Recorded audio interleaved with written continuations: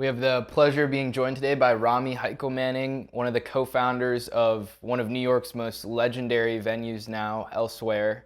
I don't even know where to start. We've both been to the club like a million times at this point, huge fans of the space.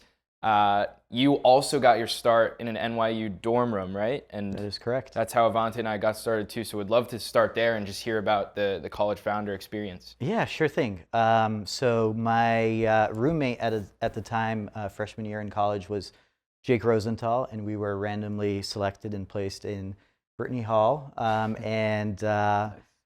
You know, we, he was one of the first few people that I met here in New York. I'm originally born in Lebanon, but raised in Italy, and I was 17 and kind of didn't know too many people here in New York, and we really started our business out of the dorm room probably like junior year in college, so towards the end. And I think that started first as a booking agency, and basically Pop Gun was the name of the company, and that has morphed through the years from a booking agency to a party to talent buying to promoting shows in the city to then eventually running venues. Wow. Wow.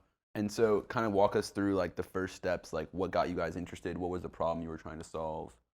Yeah, I think at the beginning it was just mostly trying to be involved in something that we were really fascinated in and really interested in. A lot of our friends were playing in bands in college, and we kind of wanted to partake in kind of helping them out. And it was an interesting time. This was in 2008, so a lot of the booking back then was slowly transitioning to be more on email, be more on like MySpace platforms. So you could be an unknown entity and send an email and finally get answers from venues across the country. So the first show we ever booked was in Brooklyn at the Charleston, and the second one was in Chicago. And we just basically approached a couple of friends at the time to just represent them and just cold called. Wow. And so obviously like that entire process has evolved a ton now, but like back then when it wasn't easy for anyone to chef up an EPK or have an online presence with social media, like what were you doing to promote these artists?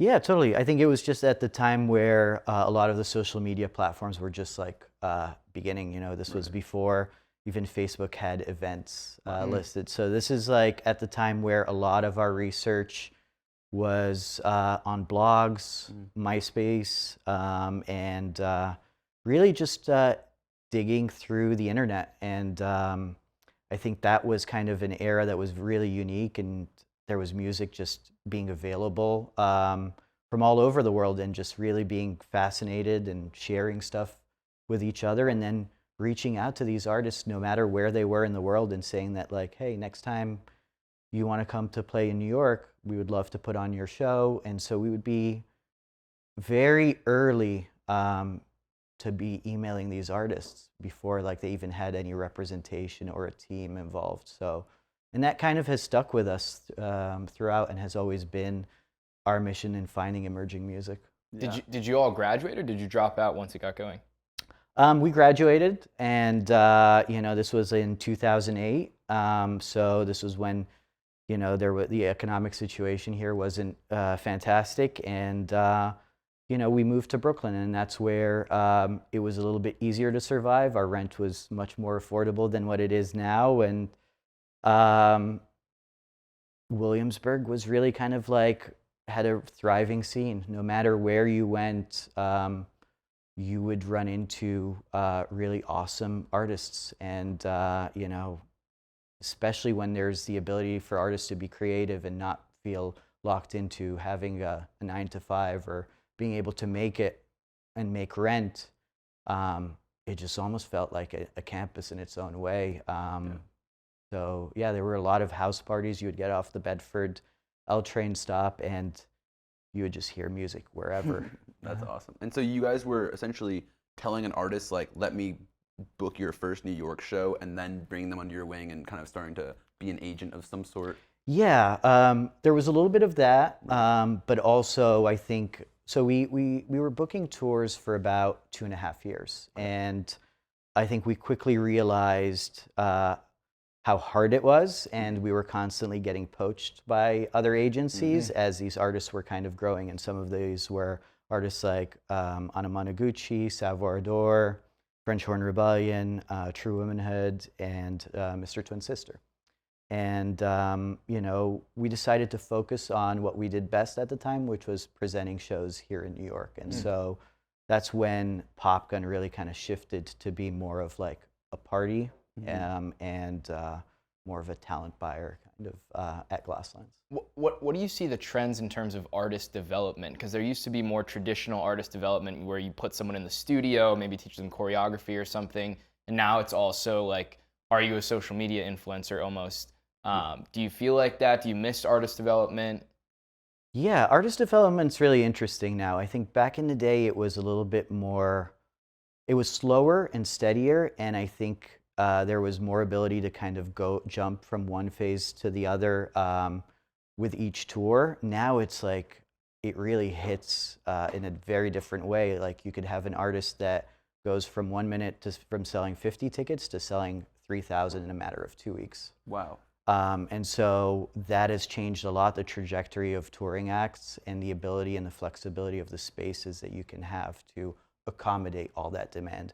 I know that that was pretty common for rappers and hip hop acts to really kind of grow really quickly and kind of take advantage of the radio airplay that was kind of happening. But now I think with the internet and TikTok, everyone has kind of adopted that kind of trajectory and being ready to just hit things while it's like, hot. With the artists that are at that 50 ticket level, do you think that industry veterans like yourself have the foresight to predict who will blow up, or has virality just made it totally random? It's very hard to predict, but at the same time, it really comes down to these days the teams that are involved in kind of helping that being a success. And I think there's way more intent and really care being put on when is the time to play, when things are more aligned, where versus in the past, maybe people kind of just played shows just to kind of get out there. And now I think whenever someone's thinking of their career, they're way more selective on when to play and kind of giving their fans a reason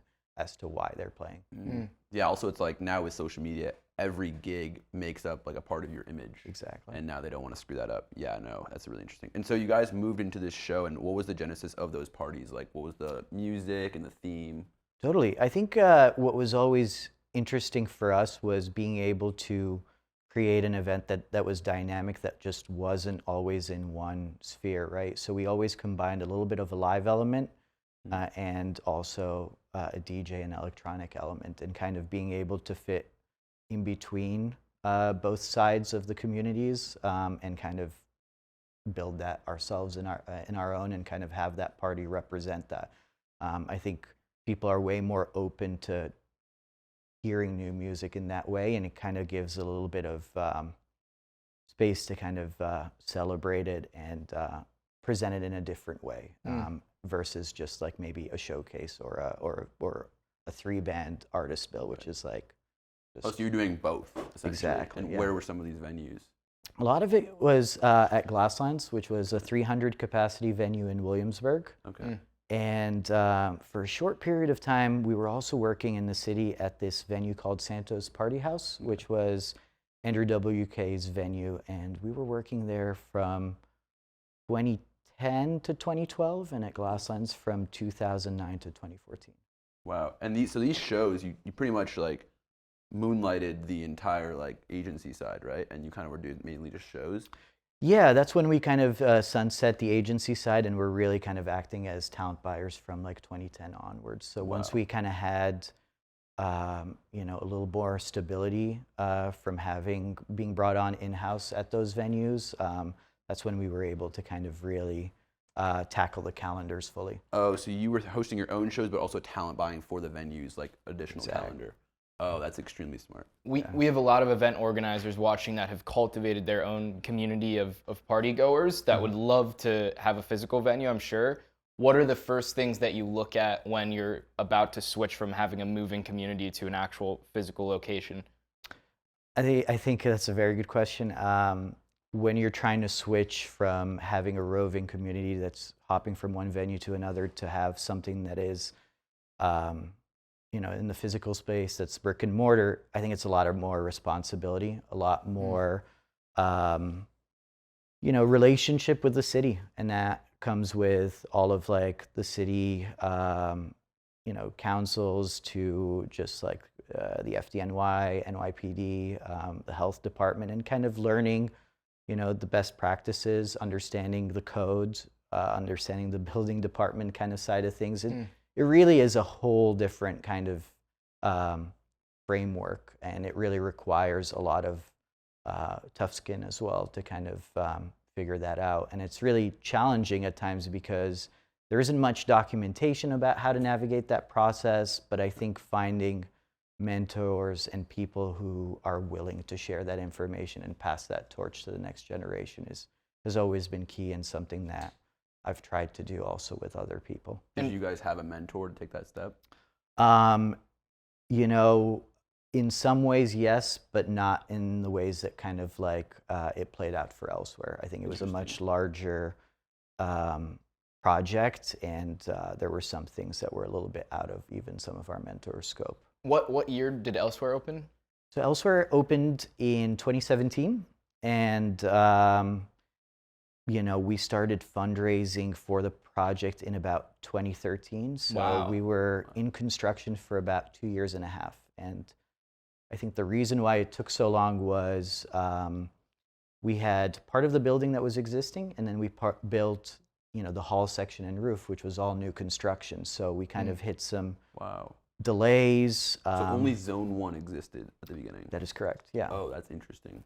So we found a really good landlord and / developer who was willing to work with us on building the space up to our specs and kind of figuring out how to like satisfy those needs and try to build a venue that serviced the future generation of artists. And so having not, owned a venue before, what gave you guys, because that's not a cheap feat, the confidence that you'd sell out, 3 spaces a night, 3 days a week? Totally. I guess just to rewind back, during the Glasslands era, we came to own that venue in the last 2 years. And I think from just presenting shows from like 2008 to 2014, we had seen a lot of the ins and outs and kind of had run the show for various venues too, and kind of had learned and picked up all of like the lessons along the way. Obviously, we made a lot of mistakes too with our project, but I think that period of time helped us build the relationships with all of like the agencies, the artists, the managers themselves, and that takes time. Always trying to do what's good for the artists and kind of primarily focusing on that can really kind of help you and keep your reputation strong, and just having that as the cardinal driver for your decision making. Brooklyn is a unique market of its own within the NYC nightlife ecosystem.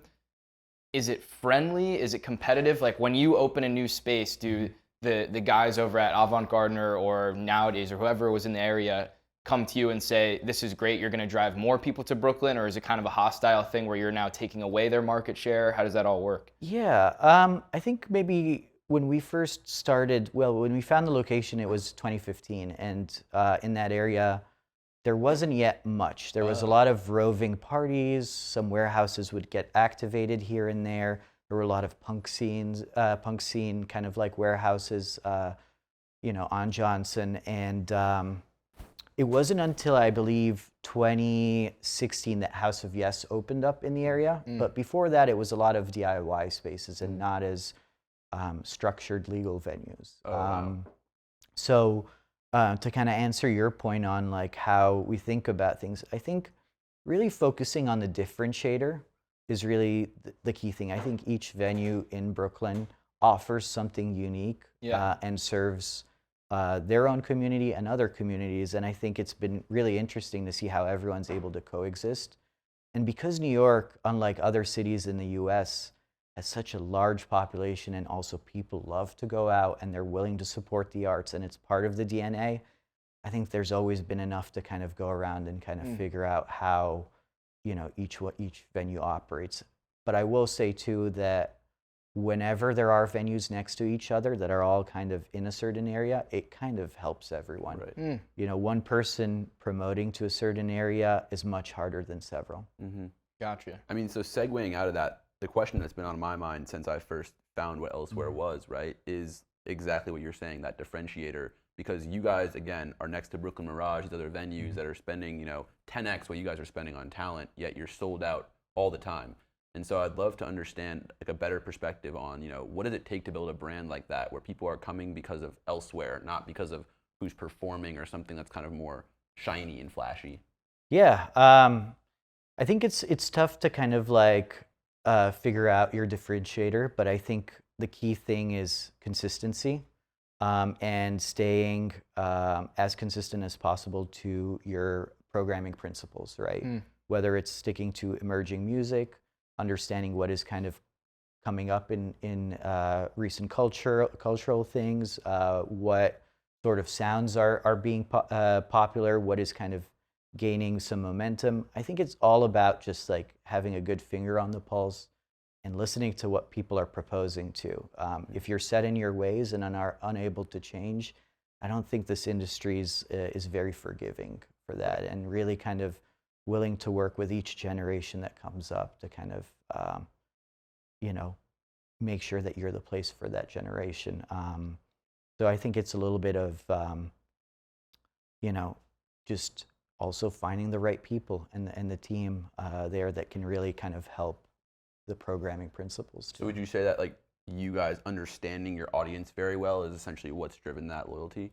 I think so, and I think the process of finding new acts has been really good, or identifying really good curators and programmers who can find things early on, or really be part of the early outreach process, or Can you reverse engineer just how you find the good programmers parts? Because we have a lot of event organizers that probably want to know what would make me stand out that would allow Elsewhere for me to use the space. I think a good programmer has a very wide range of things they're interested in, sounds that they're interested in. They're willing to both enjoy, a club night versus a lot more like live act. And I think the ability to find things early on, be interested in it, being able to explain why it's interesting to other people.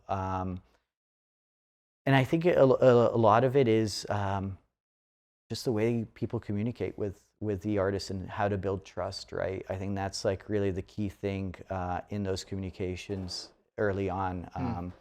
And I think it gets easier when you also have a history to show. So whatever you are building early on is having the information, or like coverage or content to kind of demonstrate like what you've been able to accomplish and build on that. Yeah. I think another ode that you didn't mention, but I think that is a really good part of the business is I played like support for an act there in November in Zone 1, and I've never had better hospitality than that, especially as like a support act getting like a couple $100. And I think that was something that I remembered a lot, which is like the artist relations woman was extremely respectful. Did you get a bottle? Helped me out.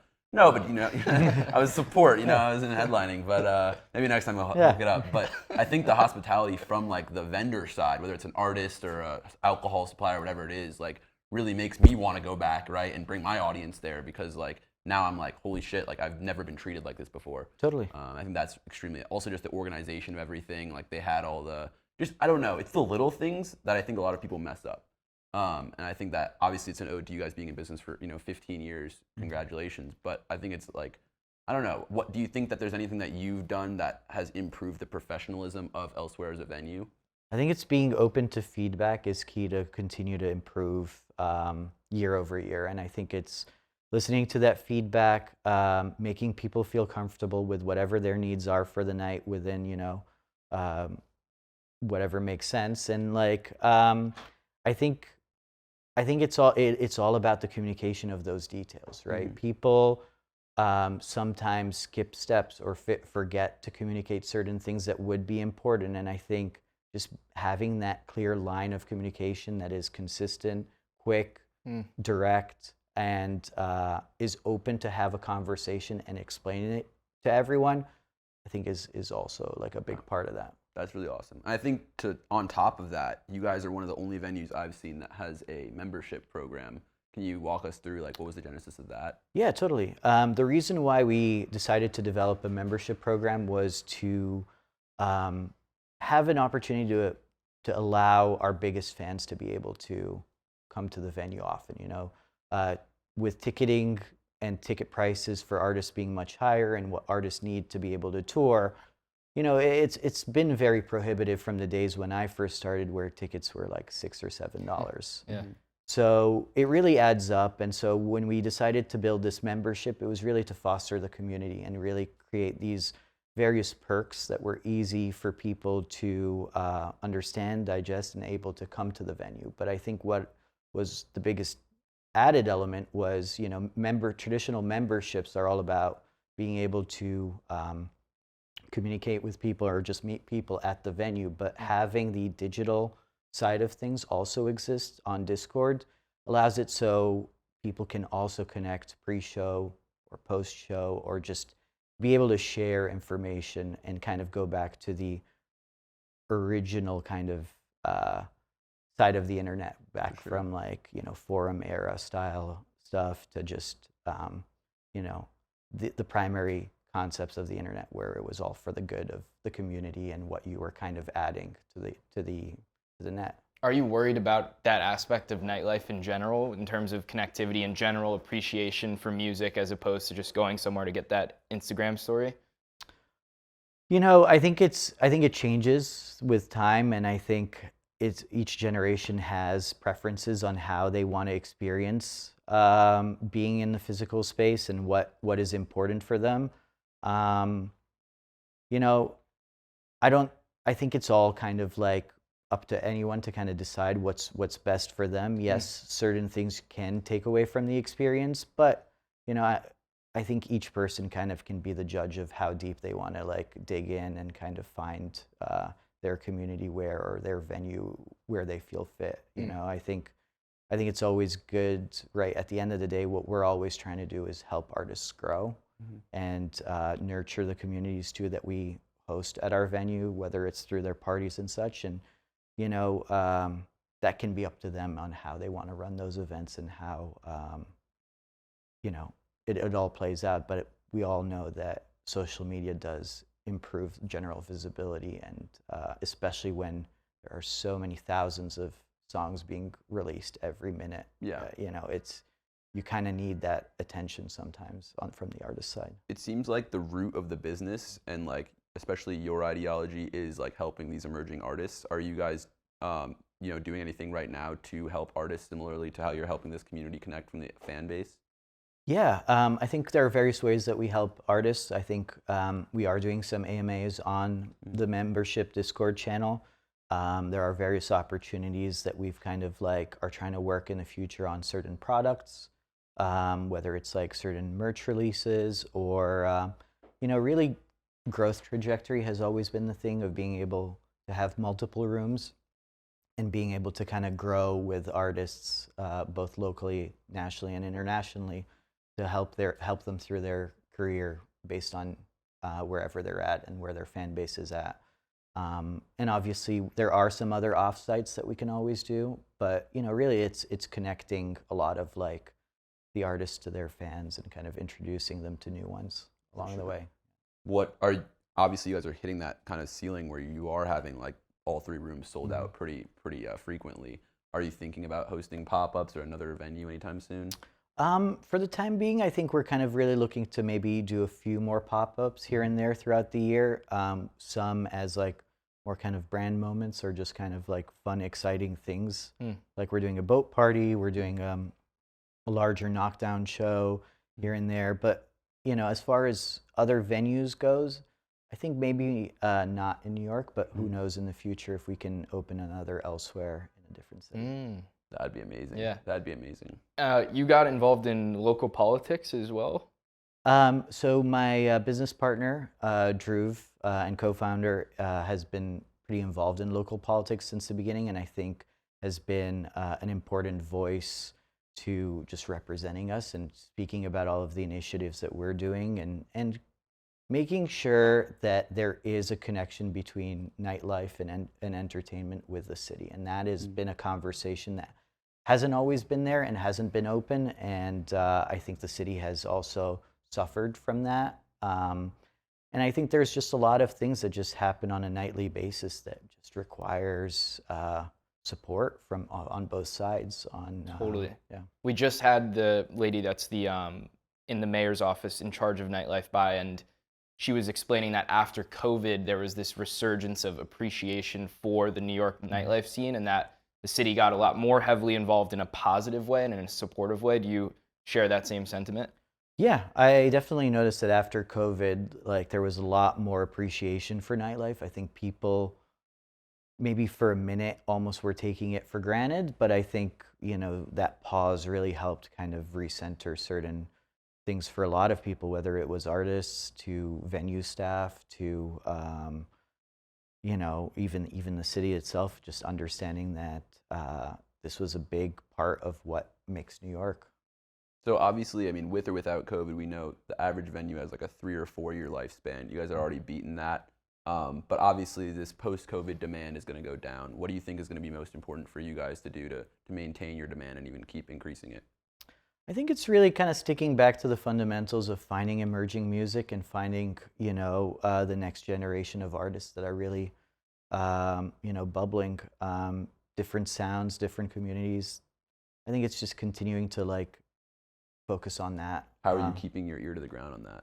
Yeah, I think a lot of it really comes down to using various platforms, whether it's like TikTok, whether it's Spotify, whether it's like our network that has now been, strengthened through the years. I think a lot of it these days is inbound as well, which can make things a little bit easier, especially on the live side. But a lot of the electronic side of things, it's all outreach. So it's really kind of looking at various places in the world and what sort of DJs are playing those clubs. Any favorites you're excited about? I was going to say that. Favorites that are coming up. I'm excited for Todd Terje coming up in September. I know he hasn't played New York in about 6 or 7 years.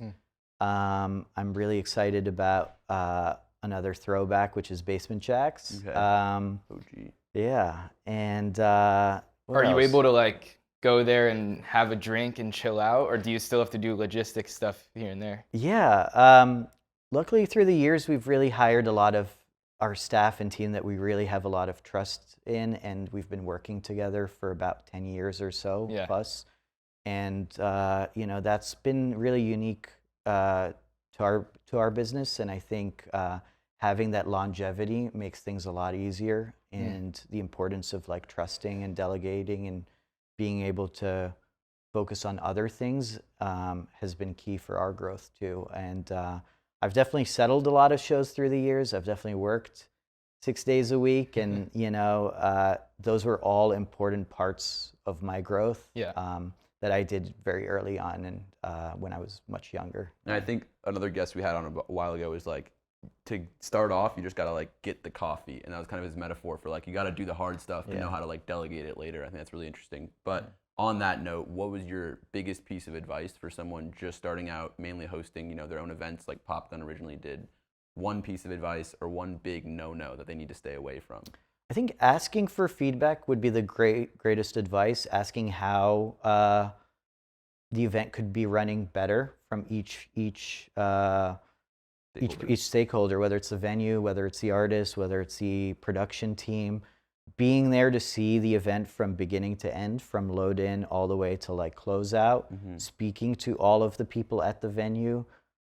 If you're not plugged in to all of that, it's going to be much harder to kind of grow and understand how best to kind of build future events. And I think, that was all very important for my growth. What was a big mistake you made early on? Big mistake. I think there's a lot of communication things that you kind of learn, what you forget to say, maybe checking certain production riders early on where maybe I mixed up what DJ gear I thought we had in-house versus what the artist needed, which ends up not being really fun night of.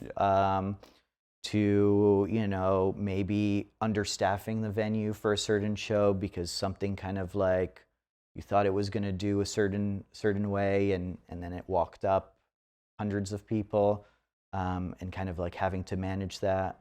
Those were a little bit more on the earlier days, but I think keeping good notes and good data of each event you produce is key, and I think I've saved every email I've ever sent. Do you collect that data in some way that you can track it? There are certain reports that we've kind of created to be able to do that. I also I back up, as I said, all of my emails. I do look Back at them up. Oh really? yeah. Oh wow. Just by it's important because you see how things have kind of changed when you reached out to a certain artist. Sometimes you have emails out to certain artists, that don't happen as a show until 6 or 7 years later. Wow. That's insane. That's insane. Wow. Really good advice for all the younger, venue organizers, event hosts. Yeah. I guess my last thing to wrap up on would just be what's one big thing we should be looking out from elsewhere, not on an artist side, but just from a brand perspective or something you're super excited about maybe next year. Yeah, totally. I think we're really excited about our digital zine coming up later this year. So we're really diving into producing more content and kind of interviewing various artists about their fashion styles and kind of taking photos there, and really developing an archive of certain merch items that we've been trying to collect from all our past shows. Yeah. Awesome. Well, thank you. Yeah. This has been a For pleasure. sure. Thank you. Really appreciate you it. so We'll much. see you on the dance floor. Yeah, for sure. Cheers.